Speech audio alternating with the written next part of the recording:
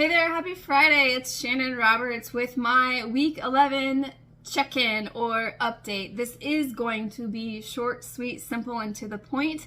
My oldest daughter's birthday is today, and my youngest daughter will be coming home from college for fall break. So they're going to be here shortly, and I just want to make sure that this is short, sweet, and simple, to the point, and share my update. So I shared last week that I finally lost 2 pounds. I didn't share any other metrics than that because I just knew that the scale didn't shift too much.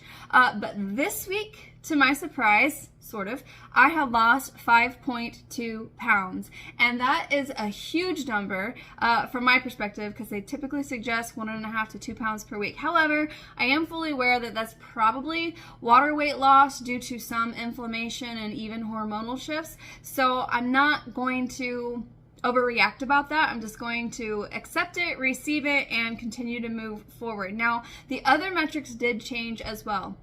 My BMI is down by 0.8 points. My body fat percent is down by 4%, which seems huge, but again, if there was water weight going into play, I'm not really sure how my scale detects what's what, but I'm just going to trust that the engineers that created that scale knew what they were doing, and this is somewhat accurate. So again, body fat percent down by 4%.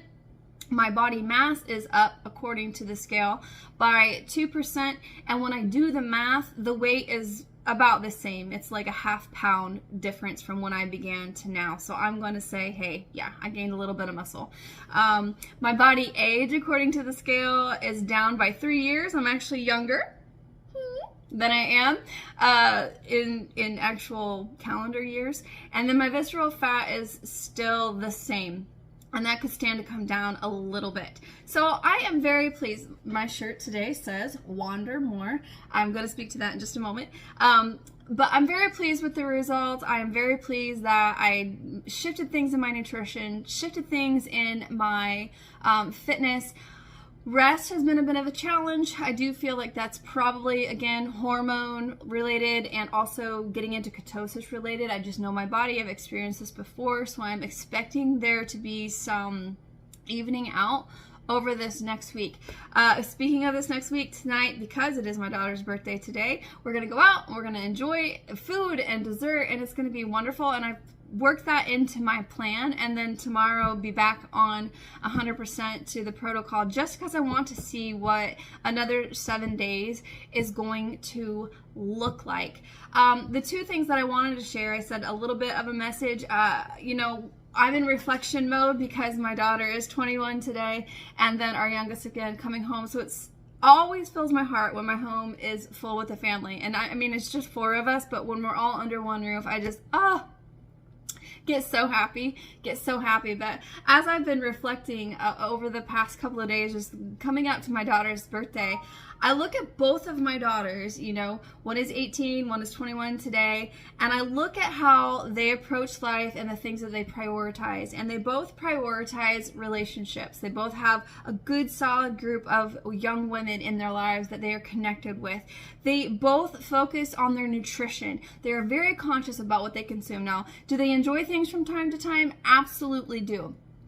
But for the most part, they are very clean eaters, whole eaters, and that just makes my mama's heart very happy. They also prioritize movement. My oldest, she's been going to the gym for well over a year now. My youngest just started going to the gym because she worked out in our basement for the longest time. But with being at school, she had to step outside of her comfort zone, and she did. And so that's another big thing that I've noticed about our children is that they will step outside of their comfort zones. When they are met with resistance, they don't shrivel up and just stay in bed. When they have challenges that kind of challenge their thought process, they don't just stop and give up. They continue to move forward, and I'm grateful for this because way back in 2014 when I first started my blog, that was an important thing for me, was to leave a legacy to my children, right? And so we can talk all day long, but unless what we say is followed up with our actions, our children actually see what we do more than they hear what we're saying, I have found. So I love the fact that here we are 8 years later, and both of my adult kids are incorporating the principles and the pillars that are important to, I believe, an optimal, healthy life towards longevity. And so that is just super cool. And the other thing that I wanted to share, at first, I want to encourage those of you watching, it's never too late to start. It's never too late to be an example to your kiddos. And if you see things in your children that you're kind of concerned about, maybe take a step back and look at your own life and just ask, what kind of example am I leaving? What kind of example am I living? More importantly, and then begin to take steps to modify that. I guess that's the coach/minister part coming out of me. And then the other thing was that, speaking of Wander More, Monday nights have changed from what they originally were going to be. So I shared that I had a group coaching start in mid-September, and so that's dissolved at the participants' free will. It was just a little too much and a little more than they anticipated.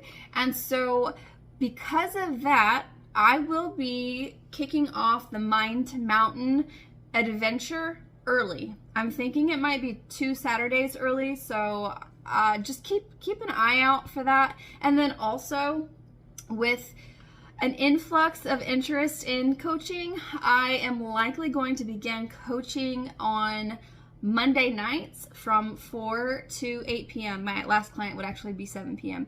just to have that option for folks out there, because I know my current hours are kind of odd for folks. But that's just something that I wanted to throw out there so you have that information if you're local to the area, or even online. I do coach online via Zoom, so if that's something that's of interest to you. But I guess those were the 3 things that I wanted to share. I know I said 2. 1, what kind of legacy are you living for your children and your family and those around you?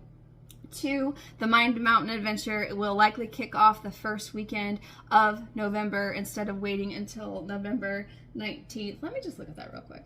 Yeah, I'm thinking about kicking off November 5th. And then Monday nights will soon be available for one-on-one coaching here in the area. So if you're in this area and that's something that's interesting to you or resonates with you, or God is speaking to you about, feel free to reach out and we'll connect. And so anyway, I'm super pleased with the results. I am, fascinated by God. I love how He leads us.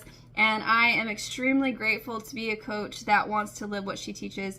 And this is just hopeful for me, because at the end of this protocol, depending on what the results are and just how I feel led to move forward, this likely will be available to future clients. As I've been approaching 2023, the 2 things that have been coming to my mind for future clients, potential clients, is stripping off the weight that holds us back, and that could be in spirit, soul, and body, and also just really focusing on mental health and mental wellness. It's something that I have learned over the past 4 months of coaching one-on-one.